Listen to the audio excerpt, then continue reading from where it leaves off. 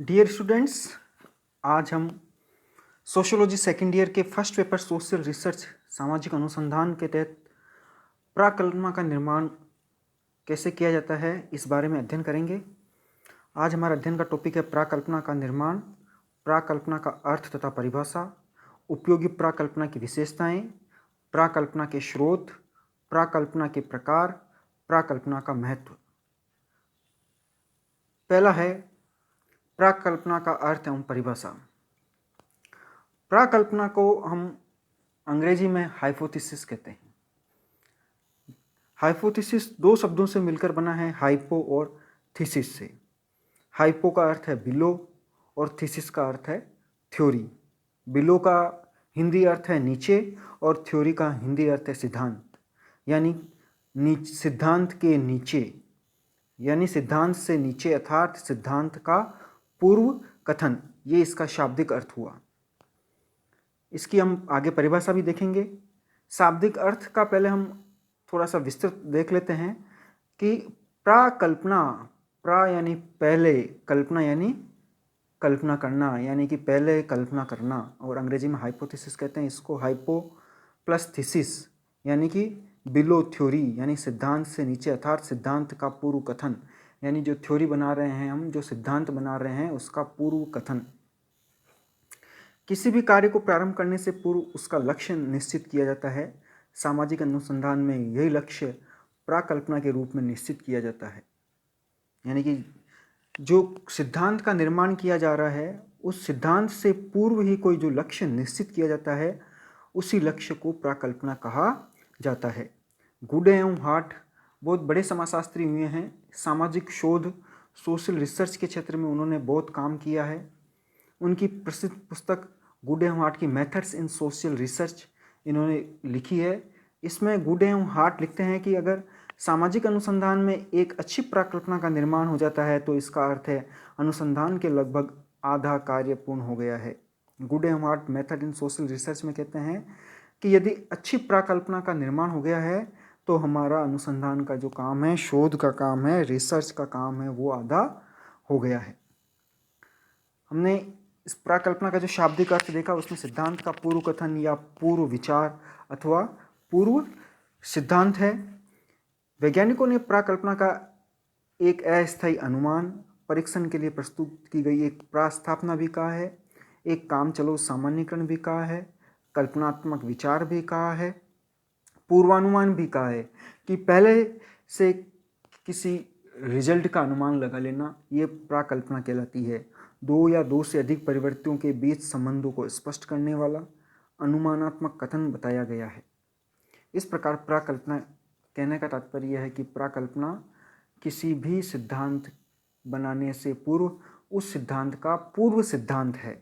ये अपन सामान्य भाषा में इसको कह सकते हैं कि कोई भी सिद्धांत बनाया जा रहा है, किसी पर शोध किया जा रहा है, किसी पर रिसर्च की जा रही है, तो वो जो रिसर्च है उस रिसर्च का पूर्व प्री रिसर्च एक तरह से प्राकल्पना है। नेक्स्ट, उपयोगी प्राकल्पना की विशेषताएं।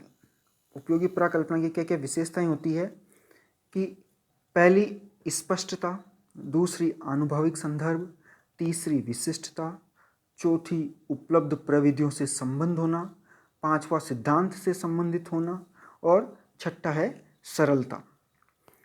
बारी बारी से हम इनके बारे में थोड़ा सा डिटेल में पढ़ेंगे। पहला है स्पष्टता, कि उपयोगी प्राकल्पना में क्या विशेषताएं होनी चाहिए जब वो उपयोगी मानी जाएगी। पहली है स्पष्टता, यानी कि कोई भी प्राकल्पना स्पष्ट होनी चाहिए।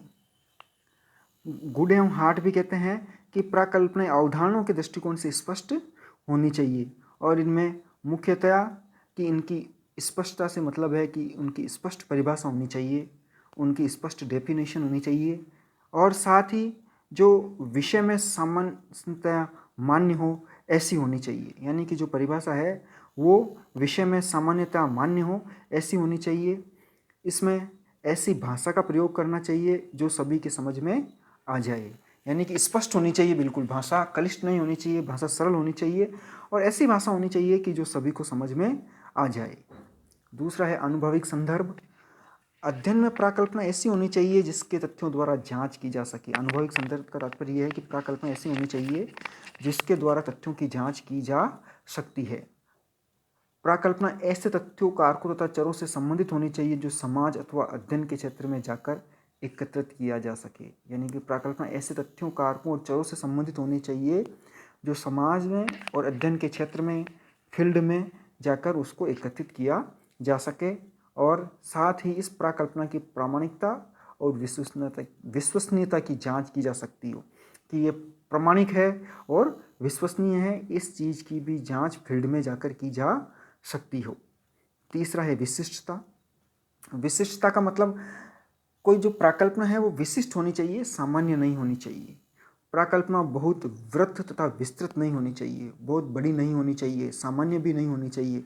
अगर प्राकल्पना अपने आप में सामान्य होगी तथा अनेक कारकों तथा चरों से संबंधित होगी तो वैज्ञानिक अध्ययन ठीक से नहीं हो पाएगा। यानी कि अनुसंधान करता है वो अध्ययन ठीक से नहीं कर पाएगा। इसलिए प्राकल्पना को विशिष्ट होना चाहिए। विशिष्ट तात्पर्य किसी एक लक्षण से, एक विशेषता से ही, एक कारक की विशेषता ही उसमें पाई जानी चाहिए। उपयोगी प्राकल्पना सीमित, विशिष्ट तथा निश्चित पक्ष से संबंधित होनी चाहिए। यानी कि एक जो पक्ष जो हमने अध्ययन के लिए काम में लिया है उसी से संबंधित ही प्राकल्पना होनी चाहिए, विशेषतया उसी से संबंधित होनी चाहिए, यही विशिष्टता कहलाती है। चौथा है उपलब्ध प्रविधियों से संबद्ध। अध्ययनकर्ता को प्राकल्पना का निर्माण करते समय अध्ययन के क्षेत्र में उपलब्ध प्रविधियों और पद्धतियों का ध्यान रखना चाहिए। यानी कि जो टेक्निक काम में ली जाएगी, विधि काम में ली जाएगी, वो उससे संबंधित होनी चाहिए। ऐसी प्राकल्पना का ही निर्माण करना चाहिए जिसकी जांच के लिए तथ्य संकलन की प्रविधियां विज्ञान में उपलब्ध हो, तभी वह उपयोगी प्राकल्पना कहलाएगी। पांचवा है सिद्धांत से संबंधित। यानी जो प्राकल्पना है वो उसी सिद्धांत से संबंधित होनी चाहिए। प्राकल्पना सिद्धांत के समूह से संबंधित होनी चाहिए। जब अनुसंधान व्यवस्थित रूप से उपलब्ध सिद्धांत के ज्ञान पर आधारित होता है तो विज्ञान के ज्ञान में वृद्धि होती है। नेक्स्ट है सरलता। सरलता यानी कि प्राकल्पना को सरल होना चाहिए। इससे पहले अपन ने देखा था कि विशिष्ट होनी चाहिए, सामान्य नहीं होनी चाहिए। सामान्य और सरलता में डिफरेंस है कि वो सामान्य नहीं होनी चाहिए, विशिष्ट होनी चाहिए, साथ ही सरल होनी चाहिए। सरल से तात्पर्य यह है कि व्यावहारिक एवं उत्तम प्राकल्पना में सीमित कारकों का अध्ययन करना चाहिए, साथ ही अनावश्यक रूप से अधिक कारकों का अनुसंधान में सम्मिलित नहीं करना चाहिए। ऐसा करने से प्राकल्पना में जटिलता पैदा हो जाती है तथा परीक्षण करने में कठिनाई उत्पन्न होती है। इसलिए कहा गया है कि प्राकल्पना है वो सरल होनी चाहिए।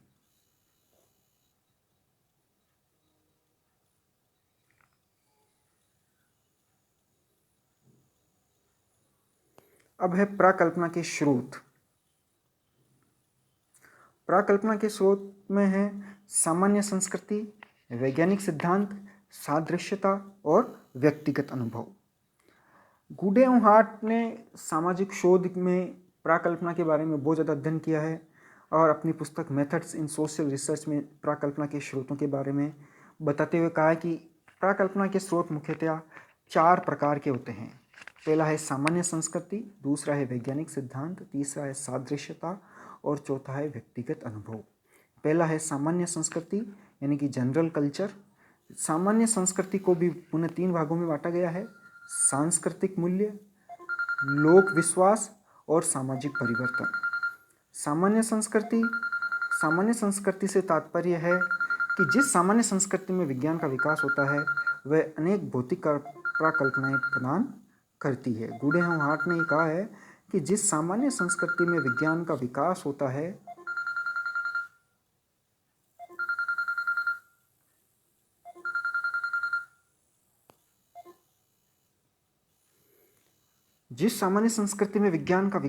है वह अनेक भौतिक प्राकल्पनाएं प्रस्तुत करती है। इसके सब भाग है। सामान्य संस्कृति में सांस्कृतिक मूल्य, लोक विश्वास और सामाजिक परिवर्तन।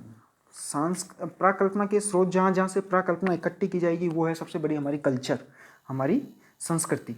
और हमारी संस्कृति में भी क्या क्या भाग हैं कि प्रत्येक समाज की विशिष्ट संस्कृति होती है। संस्कृति के अनुसार समाज में विकास होता है। यानी कि प्रत्येक समाज की अपनी अलग अलग संस्कृति होती है, प्रत्येक समाज का अपना उस संस्कृति के अनुसार विकास होता है। इस प्रकार वो संस्कृति एक तरह से उसमें से प्राकल्पना के स्रोत प्राप्त करने का बहुत अच्छा साधन होती है। अब संस्कृति की बात करें, भारतीय संस्कृति और पश्चिम की संस्कृति की तुलना करें तो भारतीय संस्कृति भौतिकवादी नहीं है। भारतीय संस्कृति में क्या क्या पाया जाएगा? अध्यात्मवाद पाया जाएगा, जाति व्यवस्था पाई जाएगी, नातेदारी पाई जाएगी, परंपरागत संयुक्त परिवार प्रणाली आदि पाई जाती है। इन सब का महत्व होता है। तो इस प्रकार की प्राकल्पना का जो स्रोत है वो भारतीय समाज से इसी प्रकार की प्राकल्पनाएं मिलेगी। भारतीय समाजशास्त्र में प्राकल्पनाओं का आधार यहाँ की संस्कृति के मूल्य और पृष्ठभूमि रही है। भारतीय सामाजिक मूल्य हैं वो प्राकल्पना के स्रोत के बहुत बड़े स्रोत हैं। अर्थात हम कह सकते हैं कि सामाजिक अनुसंधान में सांस्कृतिक मूल्य, सामाजिक मूल्य, सांस्कृतिक पृष्ठभूमि प्राकल्पनाओं के निर्माण में महत्वपूर्ण स्रोत होते हैं। अब है लोक विश्वास। दूसरा जो है लोक विश्वास है कि हर समाज में, हर उप समाज में अपने अपने विश्वास पाए जाते हैं।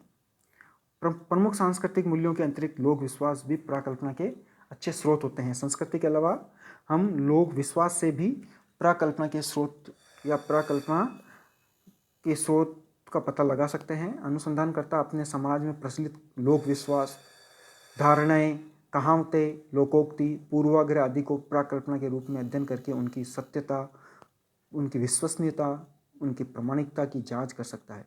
उसके द्वारा ज्ञान के विकास में सहयोग दे सकता है। अब और अगला है इसी का सामाजिक परिवर्तन, कि समाज परिवर्तनशील है, समाज में परिवर्तन होता रहता है और यह परिवर्तन भी प्राकल्पना के स्रोत प्रदान करता है।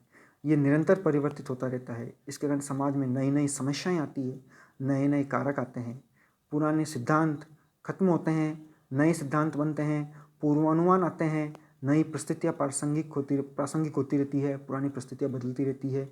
इस प्रकार इन नई परिस्थितियों के संदर्भ में अध्ययनकर्ता, अनुसंधानकर्ता नई नई सामान्य प्राकल्पनाओं का निर्माण करता है। वैज्ञानिक सिद्धांत, सादृश्यता और व्यक्तिगत अनुभव के बारे में अपन कल पढ़ेंगे।